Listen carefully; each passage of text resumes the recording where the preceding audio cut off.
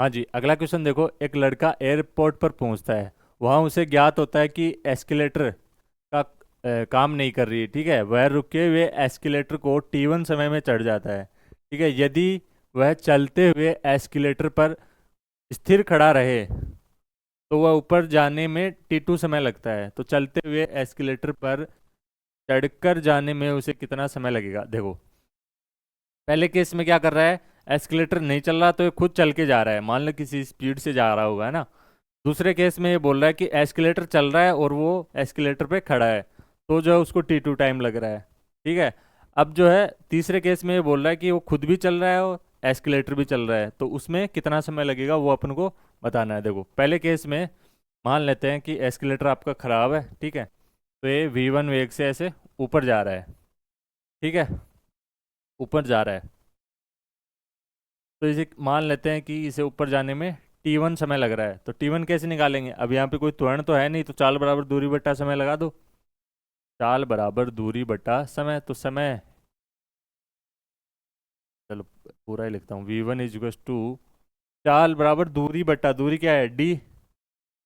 मान लेते हैं ना कि जो ऐसे ऊपर चढ़ के जाता है वो D दूरी चल के जाता है, D बाई समय कितना लग रहा है T1। तो यहाँ से T1 की वैल्यू आ जाएगी D/में V1।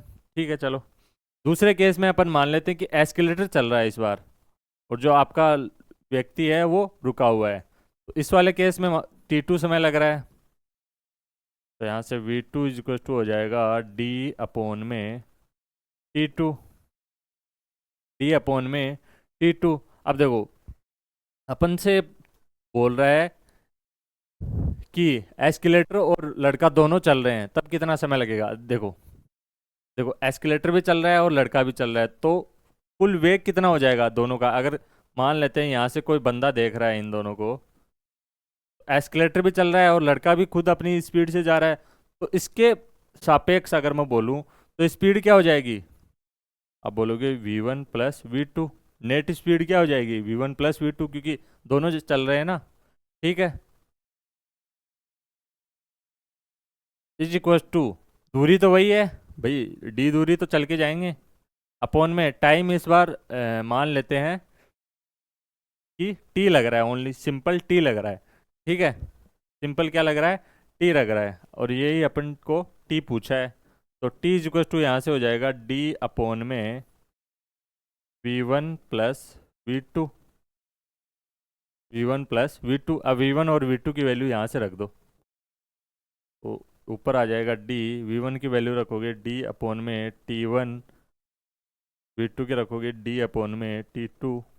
तो D कॉमन आके कैंसिल आउट हो जाएगा, तो यहाँ से जो है आपका T आ जाएगा। T क्या आ जाएगा? 1/में 1/T1 प्लस 1/T2।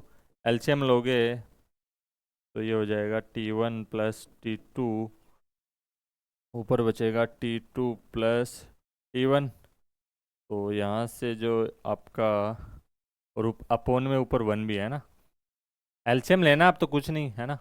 T इसको ऊपर भेजोगे तो हो जाएगा, एक सेकेंड, ये हो जाएगा T1 × T2 में T1 प्लस T2।